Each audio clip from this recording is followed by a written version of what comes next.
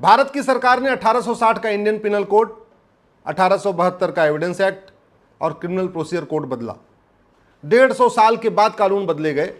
अब आंदोलनजीवी, जिसको किसान भी कहते हैं, वो आंदोलनजीवी कह रहे हैं ये तीनों कानून वापस होना चाहिए। क्यों कह रहे हैं? क्योंकि पहले उन्होंने थोड़ा सा दबाव बनाया तो किसान कानून वापस हो गया। किसान कानून वापस हो गया और जितना उन्होंने हंगामा किया था दिल्ली में, लाल किले पे किया था और भी पूरे देश में किया था, उस पर कोई कार्रवाई नहीं हुई। तो उनके अंदर जो खौफ पैदा होना चाहिए था, जो डर पैदा होना चाहिए था, वो उनका साहस और बढ़ चुका है। अब वो कह रहे हैं जैसे किसान कानून वापस लिया था, वैसे ही ये तीनों कानून, जो भारतीय न्याय संहिता है, भारतीय नागरिक सुरक्षा संहिता है, भारतीय साक्ष्य संहिता, इसको भी वापस लीजिए। मैं बार बार कह रहा हूं, आंदोलनजीवियों को विदेशों से फंडिंग हो रही है, बहुत बड़ी मात्रा में फंडिंग हो रही है, लगभग 50,000 करोड़ की फंडिंग हो रही है। और मैंने इस पे PIL फाइल किया है यूनिफॉर्म बैंकिंग कोड लागू करने के लिए। दुर्भाग्यवश न तो RBI हमारी PIL का सपोर्ट कर रही है, न तो वित्त मंत्रालय सपोर्ट कर रहा है। एक यूनिफॉर्म बैंकिंग कोड लागू नहीं करेंगे, विदेशी फंडिंग नहीं रुकेगी। विदेशी फंडिंग नहीं रुकेगी तो यहां आंदोलन चलता रहेगा। आंदोलनजीवी कभी किसान कानून को वापस करने की मांग करेंगे और कभी कहेंगे कि ये जो अंग्रेजों वाले कानून नए खत्म किए गए उनको दोबारा फिर से बहाल करो, जो नए कानून बनाए गए उनको खत्म करो। ये आंदोलनजीवियों को भारत के अंदर जो ब्लैक मनी जनरेट होती है उससे भी उनको फंडिंग होती है। जो ड्रग स्मगलिंग से पैसा आता है, हथियारों की तस्करी से पैसा आता है, जो काला धन भारत के अंदर जनरेट होता है, उससे उनको फंडिंग होती है।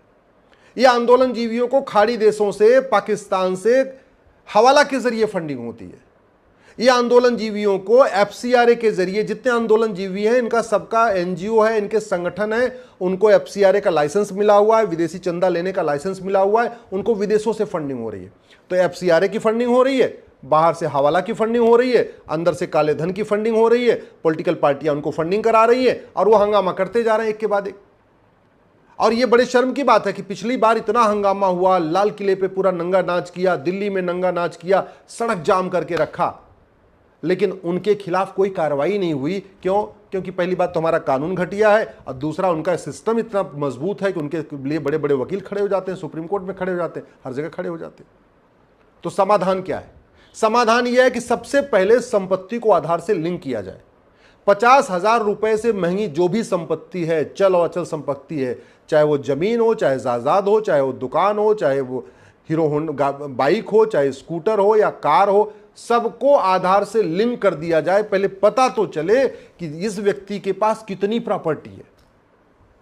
ये जितने आंदोलनजीवी घूम रहे हैं ना, पुराना सा कुर्ता पाजामा पहन के, चप्पल पहन के, टोपी लगा के, इसमें से कोई 500 करोड़ का मालिक है, कोई 1000 करोड़ का मालिक है, कोई 2000 करोड़ का मालिक है। किसानों की आंखों में धूल झोंकने के लिए अपने आप को गरीब किसान बने हुए हैं। कोई 20 पेट्रोल पंप का मालिक है, कोई 20 गैस की एजेंसी का मालिक है, कोई जो है फिल्म सिनेमा घर का मालिक है, किसी के बड़े बड़े फार्म हाउस हैं, किसी की होटलें चल रही हैं, बड़े बड़े कारोबारी हैं। ये दिखाने को चप्पल पहन के घूमते रहते हैं, कुर्ता पाजामा पहन के, हाँ सारे करोड़पति अरबपति। तो इनको पकड़ा कैसे जाए? संपत्ति को आधार से लिंक करने के लिए कानून बना दिए। सबसे तुरंत पता चल जाएगा किसके पास कितनी बेनामी प्रॉपर्टी है। अब जैसे ही पता चल गया किसके पास कितनी बेनामी है, फिर जो बेनामी प्रॉपर्टी वाला कानून है उसमें 100% प्रॉपर्टी जब्त करने और 10 से 20 साल सजा देने का कानून बना दीजिए। जब आपका कानून मजबूत हो गया, फिर आप जस्टिस विद इन ईयर लागू करिए। जस्टिस विद इन ईयर का मतलब नार्को पॉलीग्राफ ब्रेन मैपिंग कानून बनाइए, झूठ पकड़ने के लिए हर जिले में narco polygraph brain mapping lab बनाइए और एक जुडिशियल चार्टर लागू करिए कि डिस्ट्रिक्ट कोर्ट के जज, हाई कोर्ट के जज और सुप्रीम कोर्ट के जज सभी मुकदमों का फैसला 1 साल में करें। ये लटका के ना बैठे। 10 साल 20 साल डिस्ट्रिक्ट कोर्ट में मुकदमा चलेगा, 10-20 साल हाई कोर्ट चलेगा, तब तक तो पता चला ये आंदोलनजीवी खुद ही ऊपर चले गए, मुकदमा इनका बाद में खत्म होगा। Justice with in year. आप कठोर दंड की व्यवस्था करिए, संपत्ति को आधार से लिंक करिए। अच्छा, जो ब्लैक मनी जनरेट हो रही, जो हवाला, ये हवाला तब तक नहीं बंद होगा जब तक ये बड़ी नोट बंद नहीं होगी। मैं कई बार पहले कह चुका हूं, मेरी बात बुरी लगती है, जब तक 100 रुपए से बड़ी नोट बंद नहीं होगी तब तक कालाधन हवाला बंद नहीं होगा। जब तक कालाधन हवाला बंद नहीं होगा तब तक देश में अराजकता बंद नहीं होगी। क्यों? आंदोलन जीवियों की फंडिंग कालाधन हवाला से होती है, नक्सलियों की फंडिंग कालाधन हवाला से होती है, माओवादियों की फंडिंग कालाधन हवाला से होती है, अलगाववादियों की फंडिंग कालाधन हवाला से होती है, मिशनरियों की फंडिंग कालाधन हवाला से होती है, जिहादियों की फंडिंग कालाधन हवाला से होती है, भारत को बर्बाद करने के धर्मांतरण कराने वालों की फंडिंग कालाधन हवाला से होती है, घुसपैठियों की फंडिंग कालाधन हवाला से होती है। भारत को बर्बाद करने के लिए जितने भी काम होते हैं सबकी फंडिंग कैसे होती है? या तो कालाधन से होती है, हवाला के जरिए होती है, बाहर से हवाला के जरिए होती है, भीतर से हवाला के जरिए होती है, अदरवाइज विदेशी चंदा आता है। विदेशी चंदा भी आता है, कुछ कैश के रूप में आता है, अदरवाइज एफसीआरए के जरिए उनके संगठन उनको चला जाता है। 2010 में कांग्रेस की सरकार ने एफसीआरए कानून बनाया इसीलिए था, देश विरोधी पत्रकारों, देश विरोधी नेताओं, देश विरोधी अभिनेताओं, देश विरोधी लेखकों, देश विरोधी पत्रकारों, देश विरोधी कलमकारों, देश विरोधी आंदोलन जीवियों, देश विरोधी सामाजिक कार्यकर्ताओं को ही फंडिंग कराने के लिए 2010 में एफसीआरए बनाया था। दुर्भाग्यवश वो एफसीआरए कानून हमने खत्म भी नहीं किया। चलो ठीक है, इधर के लोगों को कुछ मिल जा रहा होगा, लेकिन कहते नहीं हो थाली में जूठन के बराबर इधर मिलता है, बाकी सारे देश विरोधियों को जा रही फंडिंग। तो 2 रोटी इधर मिल रही है, 50 रोटी उधर जा रही है। 2 रोटी के लालच में हम उसको खत्म ही नहीं कर रहे हैं। अरे खत्म कर दीजिए, इधर वालों को भी बंद हो जाएगा, उधर वालों को भी बंद हो जाएगा, कम से कम देश तो शांति आएगी ना। बंद कर दिए 100 रुपए से बड़ी नोट। क्यों चाहिए 100 रुपए से बड़ी नोट? 81 करोड़ लोगों को तो गरीबी रेखा से नीचे है, उनको तो मुफ्त में अनाज देना पड़ रहा है। सरकार खुद ही कह रही है 80% लोग पर डे 100 रुपए से कम खर्च करते हैं। जब 80% लोग पर डे 100 रुपए से कम खर्च करते हैं और जो 20% 100 से ज़्यादा खर्च करते हैं उनके पास एटीएम, पेटीएम, भीम, UPI, debit card, credit card है, फिर 100 रुपए से बड़े नोट की ज़रूरत क्या है? क्यों चला रहे हैं हम?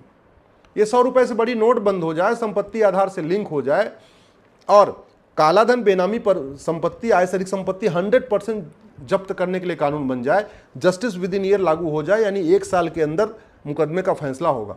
और सबसे बड़ी बात ये, जिसके पास आय से अधिक संपत्ति मिले, जिसके पास बेनामी संपत्ति मिले, उसकी नागरिकता खत्म करिए। ये भारत का संविधान कहता है नागरिकता लेने और नागरिकता देने के लिए कानून बनाइए। आर्टिकल 11 लिखा हुआ है, यूनिफॉर्म सिटीजनशिप कोड बनाइए, किस किस आधार पे आपको देना है नागरिकता और किस किस आधार पे लेना है नागरिकता, कानून बनाइए। खौफ पैदा होगा, खौफ नहीं पैदा हो रहा इसलिए तो अराजकता है। हम नार्को पॉलीग्राफ ब्रेन मैपिंग कानून क्यों नहीं बना रहे? किसको बचाना चाहते हैं? ये सफ़ेद पोस्ट जो आंदोलन जीवी हैं, ये नार्को पॉलीग्राफ ब्रेन मैपिंग बना देना, ये डर के मारे बैठ जाएंगे, क्योंकि इनका जब narco polygraph brain mapping test हो जाएगा तो पूरी चेन खुल जाएगी। कौन नेता इनको समर्थन करता है, कौन अभिनेता समर्थन करता है, कहाँ कहाँ से फंडिंग आ रही, पूरी चेन बाहर आ जाएगी। अभी वो कानून नहीं है इसलिए वो कुछ भी करने के लिए स्वतंत्र है। कभी कहते हैं किसान कानून वापस ले लो, आप कह रहे हैं कि जो 3 नए कानून बने हैं क्रिमिनल लॉ, उनको वापस ले लो। सुधार करना नहीं चाहते, रिफॉर्म करना नहीं चाहते। मैं सरकार से निवेदन करता हूँ, किसानों से सीखिए। किसान को जब फसल बोना होता है ना, उसके पहले वो सीधे ऐसा नहीं कि वो फसल को खेत में डाल देता है, पहले जुताई करता है, गुड़ाई करता है, निराई करता है, खरपतवार की सफाई करता है, फिर भी अगर थोड़ा बहुत उसमें कुछ कीड़े मकोड़े रहते हैं तो पेस्टिसाइड डाल देता है, खत्म करता है, फिर वो उसमें बीज बोता है।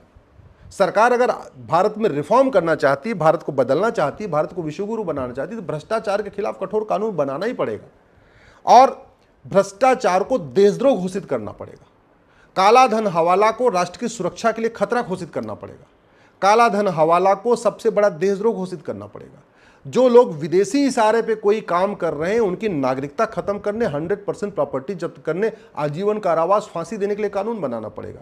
अब विदेशी इशारे पे कौन काम कर रहा है ये तो तभी पता चलेगा जब narco polygraph brain mapping lab होगा। अगर हमने कठोर कानून बनाया होता ना, संपत्ति को आधार से लिंक किया होता और 100% संपत्ति, बेनामी संपत्ति जब्त करने, आय से अधिक संपत्ति को 100% जब्त करने और आजीवन कारावास, फांसी देने के लिए कानून बनाया होता, मैं गारंटी के साथ कहता हूं कांग्रेस खत्म हो गई होती। और कांग्रेस खत्म हो गई होती, अराजकता खत्म हो गई होती।